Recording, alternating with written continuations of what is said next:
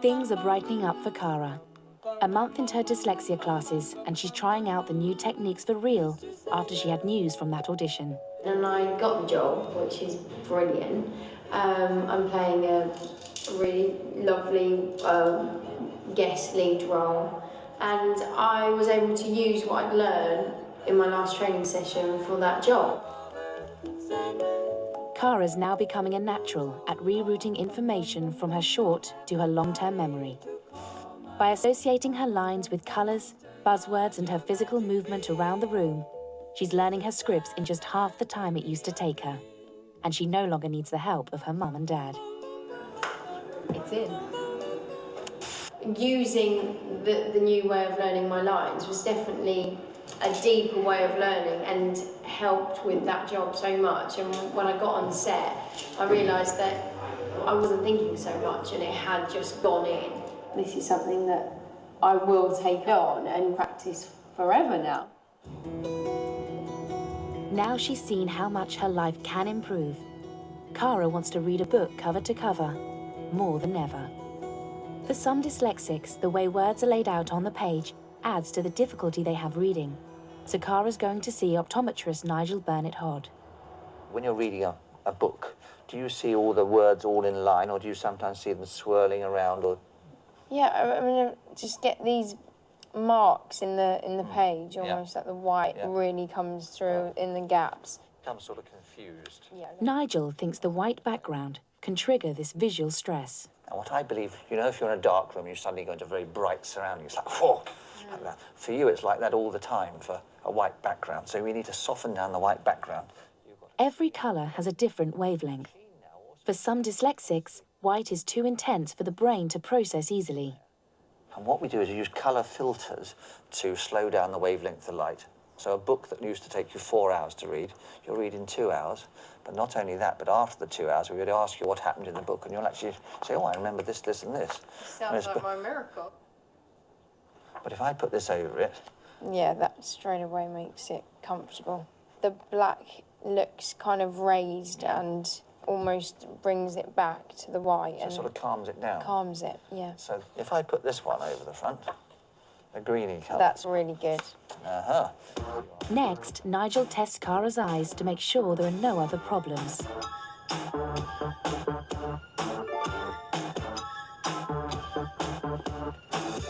The green colour Cara has chosen is now broken down into a spectrum so that she can choose just the right shade to help her read more easily. I think this one's better. Yeah, it makes it more comfortable. That's my colour. Nigel has prescribed Cara dark green lenses. Put this in the fridge. Look very, very intelligent. Cara now has to wait for her new specs to be made up to see if they'll help her fulfill her dream of diving into the world of Harry Potter. Cara's still going to her one-to-one classes, and for the first time she's beginning to tackle the disorganisation that was casting a cloud over her life. At the moment, it's fantastic. I'm filming that drama that I got in Manchester, and that's going really well, and I'm doing Strictly Come Dancing. It's just funny at once. She's learned how to divide up her diary into colourful hourly slots. Suddenly everything becomes timed, and you can visualise yourself doing the things rather than just putting 20 things into Tuesday.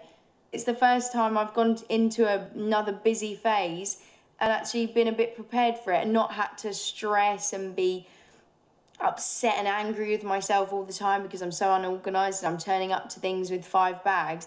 I'm kind of getting rid of all of that baggage that I once made my life a nightmare. Well, almost. I still lose things all the time. It hasn't kicked in just yet. Cara will never stop being dyslexic, but her power to change some of the habits of a lifetime is Understanding what makes my life easier.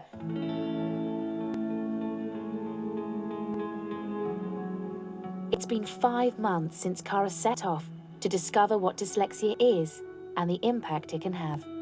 I thought I had the word dyslexia wrapped up in my brain and knew exactly what it meant, when in fact, I look at dyslexia in a completely different way. It's not something that just affects reading. It's everything you take on every day, everything you take in is taken in a certain way because you're dyslexic. So if in a word we have a little vowel, It has changed me and it's made me aware of who I am, why I was the way I was. And I needed to answer those questions for myself in order to get better at all those things that I didn't like about myself. This is really thick for me, but I can't think right now. The most important thing I've learned is that dyslexic people don't have to walk around with a massive cloud hanging over them. They don't need it to control and wreck their lives. Being dyslexic doesn't mean you're stupid, it doesn't mean you're thick. It just means that you need to be taught in a certain way that fits your brain and works for you. And that is all it is. My glasses have arrived. Cara's now ready to try out the life of a bookworm. They're so beautiful. I'm gonna look. I've been so excited about getting these.